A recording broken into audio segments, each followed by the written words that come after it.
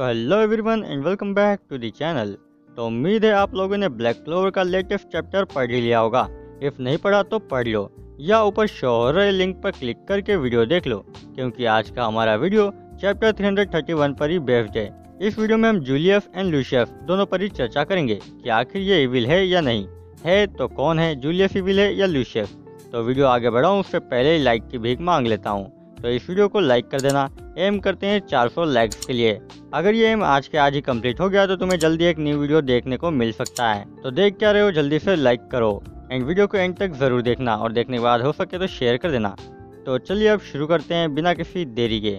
तो फर्स्ट हमें यह जानना होगा कि क्या जूलियस और लूशियस दो अलग पर्सन है या सेम है। तो लेटेस्ट चैप्टर से हमें ज़्यादा कुछ क्लू तो नहीं मिला, बट लगता है कि लूशियस अब तक एक अलग पर्सनैलिटी बनाकर बैठा था। दोनों की बॉडी तो एक ही है पर माइंड अलग। कुछ लोग इसे मे भी पैट्री और विलियम जैसे समझे, बट ये केस डिफरेंट है क्योंकि यहाँ जूलियस की बॉडी में दो सोल्स नहीं है। अगर होते तो अब तक जूलियस को अपनी दूसरी पर्सनैलिटी के बारे में पता चल जाता, बट ऐसा हुआ नहीं, मतलब दो सोल्स वाला केस तो नहीं है। तो अगला ऑप्शन स्प्लिट पर्सनैलिटी का ही बचता है, और चैप्टर 331 में इस सीन को देखकर ये बात ज़्यादा सेंस भी बनाती है। जैसे जूलियस को अपनी दूसरी पर्सनैलिटी के बारे में पता चला, उसने तुरंत डोमेंटियो को आगाह करना चाहा कि डोमेंटियो जूलियस की बॉडी को किसी तरह रिस्ट्रेन कर ले, बट देर हो चुकी थी। लूशियस की पर्सनैलिटी जूलियस पर हावी हो चुकी थी। वैसे यहाँ एक तीसरा ऑप्शन भी है। कि सभी सोक्रेटिस के पास ऐसा मैजिक है जो कि बॉडी से रिलेटेड है, जैसे दांते का बॉडी मैजिक, ज़ेनोन का बोन मैजिक और वानिका का ब्लड मैजिक। ऐसे में एक बहुत ही पॉपुलर थ्योरी आई थी कि जो फोर्थ सोक्रेटिस है उसके पास माइंड या ब्रेन मैजिक है, और ये थ्योरी मुझे अब सच होती दिख रही है। जब लूशियस ने डोमेंटियो के सर को छुआ था तो शायद तब उसने माइंड या ब्रेन मैजिक के यूज से डोमेंटियो को बेहोश किया हो, या कुछ टाइम के लिए उसके माइंड या ब्रेन के यूज को रोक दिया हो। वैसे भी अगर ब्रेन काम ना करे तो बॉडी किसी डेड बॉडी से कम नहीं होती।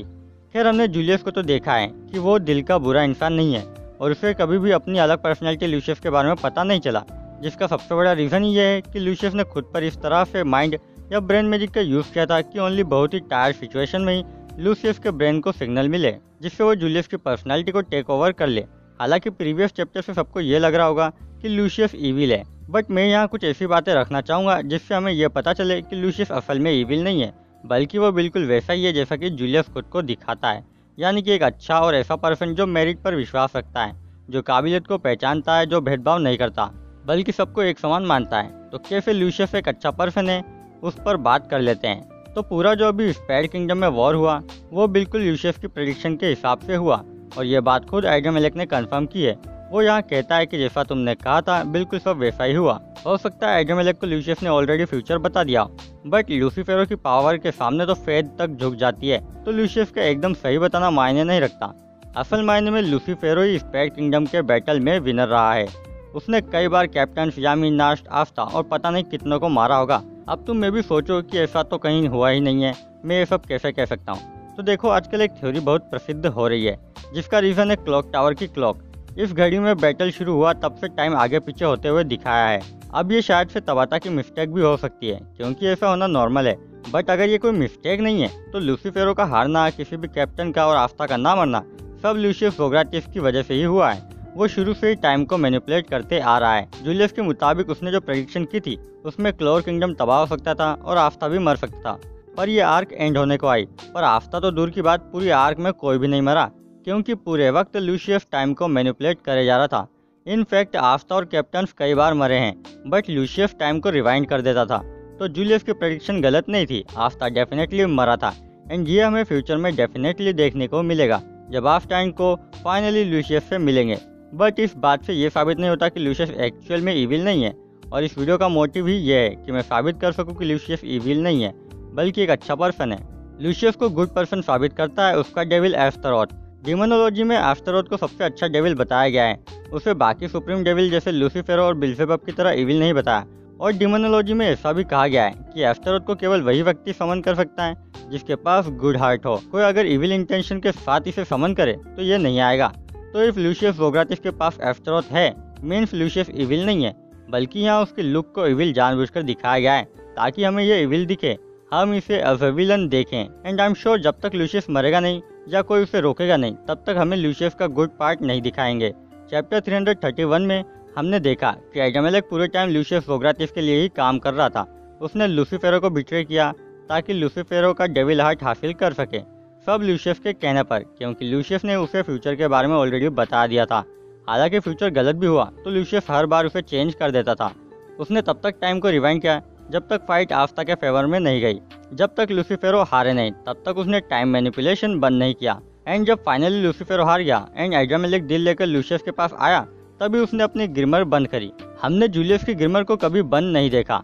हालांकि हमें उसकी ग्रिमर दिखाई बहुत कम गई है, बट उसकी ग्रिमर ऑलवेज ओपन रहती थी, उसका कवर नहीं था। बल्कि चैप्टर 331 में हमें लूसियस की जो ग्रिमर दिखाई है उसमें कवर है एंड वो बंद भी थी। अब तक कवर ना दिखाने का मतलब सिंपल है कि जूलियस को खुद टाइम मैजिक और ग्रिमर के बारे में कुछ पता नहीं था।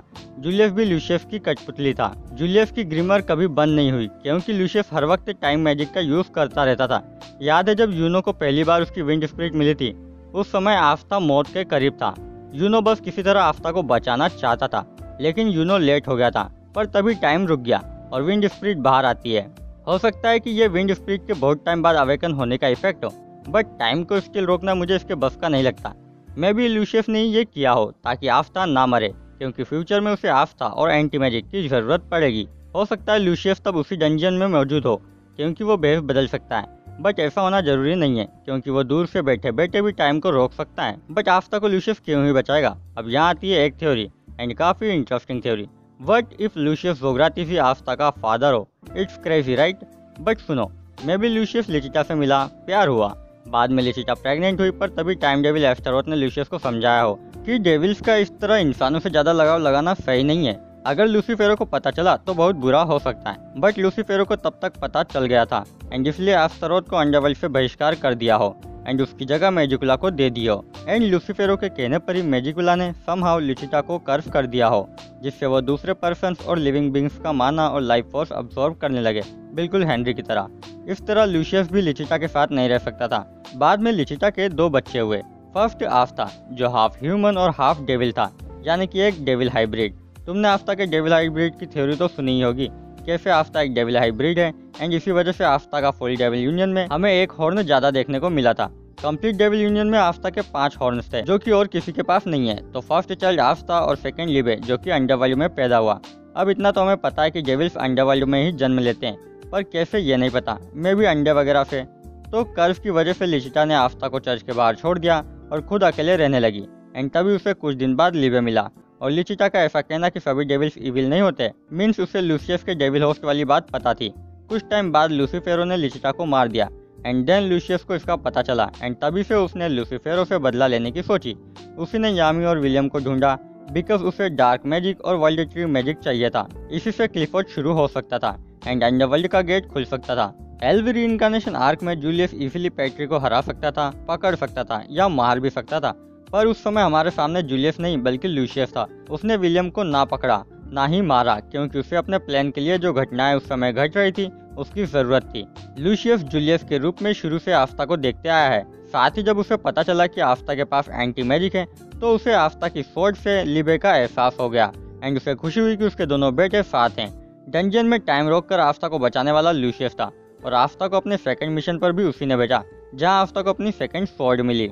और चैप्टर 331 में भी हाइड्रामेलिक चाहता तो इजीली आफ्ता को ही नहीं बल्कि वहां मौजूद हर एक पर्सन को मार सकता था, बट लूसियस के कहने पर ही उसने उन्हें छोड़ दिया होगा। मैं भी लूसीफेरो के हार्ट से आफ्तारोथ अपनी खोई हुई पावर हासिल करना चाहता हूँ। मैंने अपने एक वीडियो में कहा था कि कैसे आफ्तारोथ की बेल्जेबब और लूसीफेरो से फाइट हुई होगी और उन्होंने आफ्तारोथ को हराकर अंडरवर्ल्ड के बाहर फेंक दिया होगा एंड इसी बीच आफ्तारोथ की पावर भी कम हो गई होगी। तो लूसीफेरो के हार्ट से आफ्तारोथ शायद अपनी पुरानी स्ट्रेंथ वापस पाना चाहता हो या फिर पहले से भी स्ट्रॉन्ग होना चाहता हो, क्योंकि लूसीफेरो अभी मरा नहीं है, वो वापस आएगा और तब लूसियस वर्सेस लूसीफेरो देखने को मिल सकता है और लूसियस जीत जाएगा, पर सब उसे इविल समझेंगे और तब आफ्ता उसे हराएगा एंड फाइनली ये रिवील होगा कि लूसियस ही आफ्ता और लिबे का पिता है। खैर इन दी एंड ये सब एक थ्योरी है। इस टॉपिक पर तुम्हारी क्या राय है मुझे कमेंट में जरूर बताना। बाय द वे, क्या तुम्हें पता है कि तबाता ने चैप्टर 331 में हुए जूलियस ट्विस्ट के लिए पहले ही एनिमे ओपनिंग में हिंट दे दिया था। ओपनिंग 2 में हमें जितने भी कैरेक्टर डार्क बैकग्राउंड में दिखे थे वो सभी ट्रेटर्स थे, जैसे कि विलियम और पर्पल ओक का कैप्टन। इसी में जूलियस भी शामिल था। है ना कमाल की फोरशैडोइंग। और लोग कहते हैं कि तबाता की राइटिंग अच्छी नहीं है। तबाता ने टाइम डेविल एस्टेरोथ का भी हिंट दिया था एंडिंग 12 में। यहाँ इस पिक में जो सर्कल दिख रहे हैं वो टाइम डेविल एस्टेरोथ को रिप्रेजेंट करते हैं। कुछ भी कहो, ताबाता सच में गॉट है। खैर आज के वीडियो में इतना ही। वीडियो अच्छा लगा हो तो इसे लाइक कर देना, ज़्यादा अच्छा लगा हो तो शेयर करके मुझ पर कृपा कर देना और चैनल को सब्सक्राइब करके चैनल पर दया कर देना। और ट्विटर और इंस्टाग्राम का यूज़ करते हो तो मुझे फॉलो कर लेना, लिंक तुम्हें डिस्क्रिप्शन में मिल जाएगी। और अब मैं मिलता हूँ तुमसे जल्दी अगली वीडियो में, तब तक के लिए सायोनारा।